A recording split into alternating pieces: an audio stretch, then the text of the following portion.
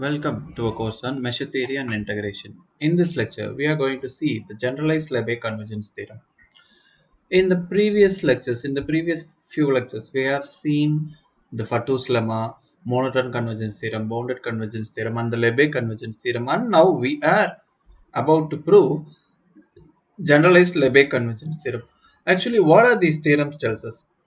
Like, how are we going to see? How are we going to approximate an integral, Lebesgue integral of some function? With the help of bounded functions, we approximated initially. Then with the help of non-negative functions, we did. And we have now come to the concept of, with the help of measurable functions, we are going to approximate the integral of some function, right? So here, in this, we have just we must have some bounded function only in the one side boundedness we have seen till now, right? If you just go through the previous theorems, all the theorems that I specified, if you just recall these things, you will come to know that we are approximating that with only one side. Okay, here even if you see here, right, in the hypothesis of this statement, we are saying that absolute of fn has to be smaller than or equals g. You are specifying about the upper bound, but we always know that absolute of any function is bigger than or equal 0. So as a whole, what you have is this thing. Okay, so we fix the lower bound to be always 0 and we are looking for the upper bound, and with this only we have proved, right? What if a function has upper bound as well as lower bound which is bigger than 0? It is the generalization, right? So here in particular we have taken the lower bound to be 0, but we wish to have some other lower bound, and in that case what is going to happen, and that is what we are going to see in the generalized Lebesgue convergence theorem, right? Okay, if you just look at the statement, it is given that Gn is a sequence of integrable functions, right, which converges almost everywhere to a integrable function g, right? So given the collection Gn is a sequence of integrable functions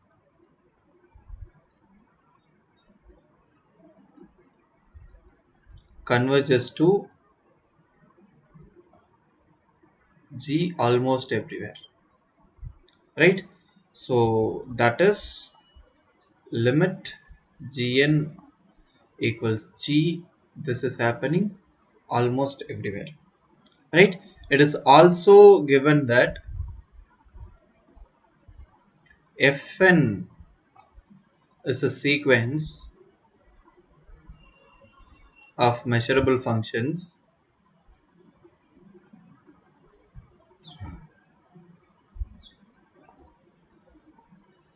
such that absolute of fn smaller than or equals gn.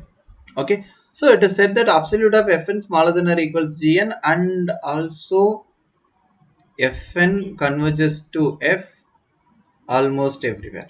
So these are the informations that is given to us. Now we shall interpret this one. Okay, so we know that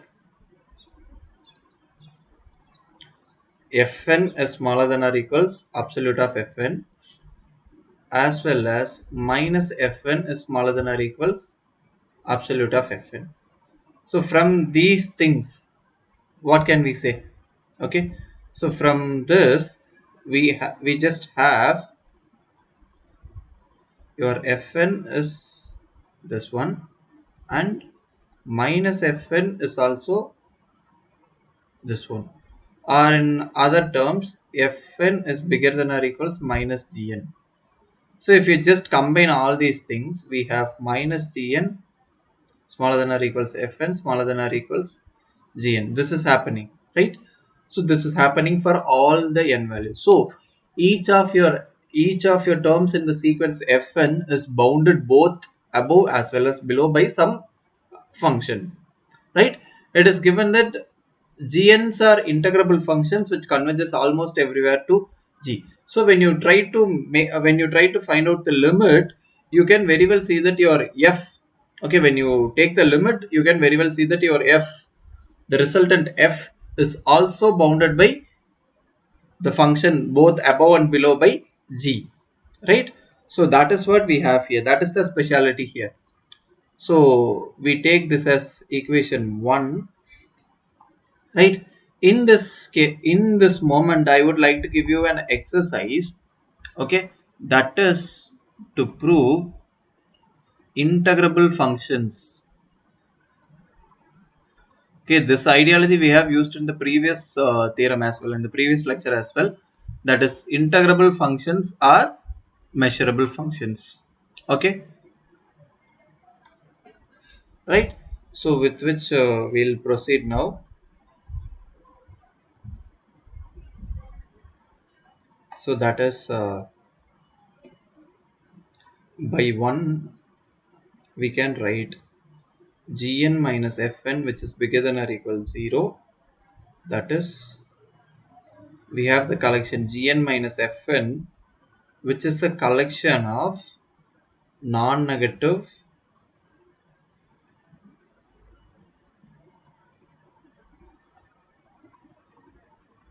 measurable functions, right? So we just come to a conclusion that non-negative measurable functions, right? So by Fatou's lemma,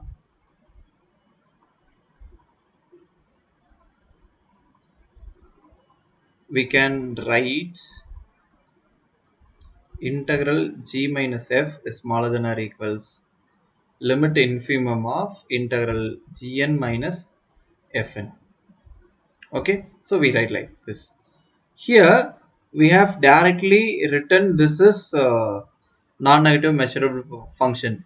Since all the fn's are measurable and the integral functions are measurable, so your gn being an integrable function is a measurable function.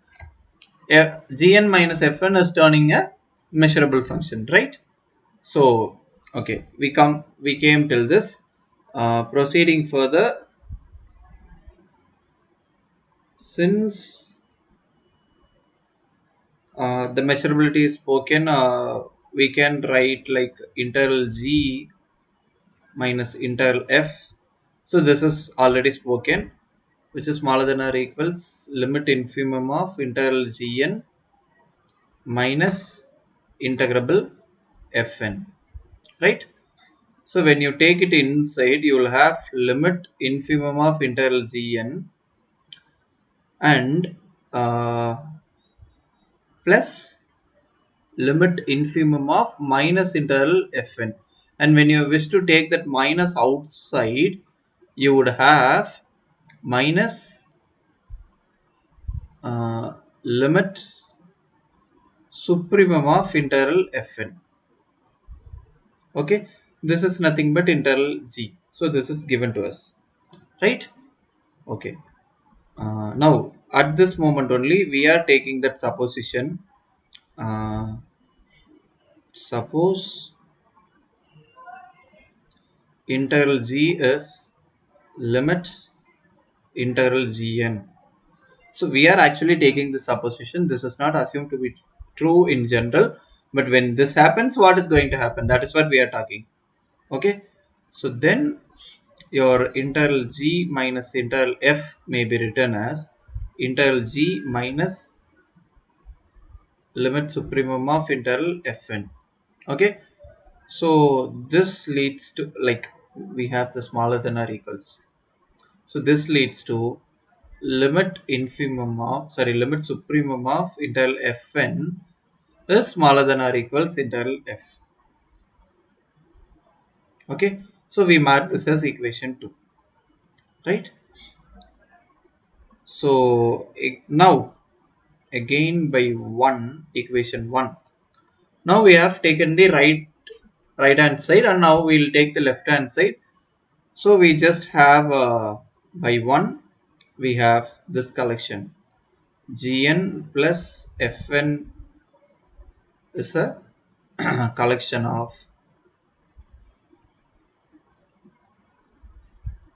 non-negative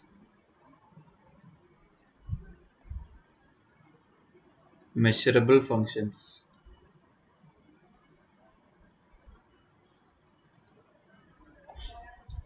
So now we shall proceed as we did for this case, right? Again by Fatou's lemma,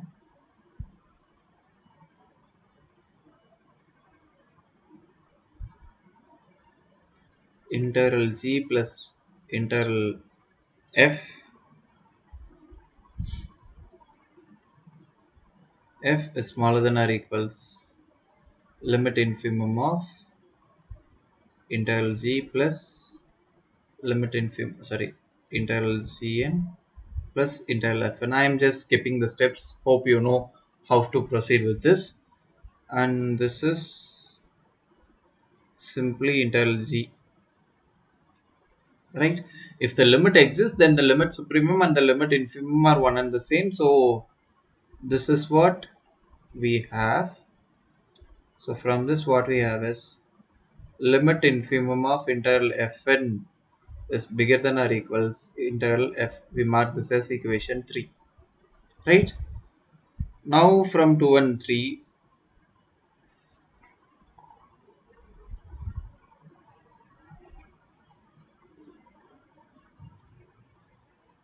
limit supremum of integral fn is smaller than or equals integral f, which is smaller than or equals limit infimum of integral fn, but limit infimum is always smaller than or equals limit supremum. Thus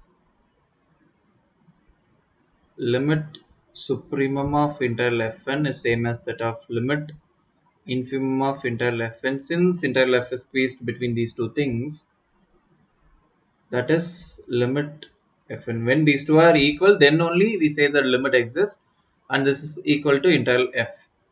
That is limit integral fn equals integral f, and this completes the proof. Thank you.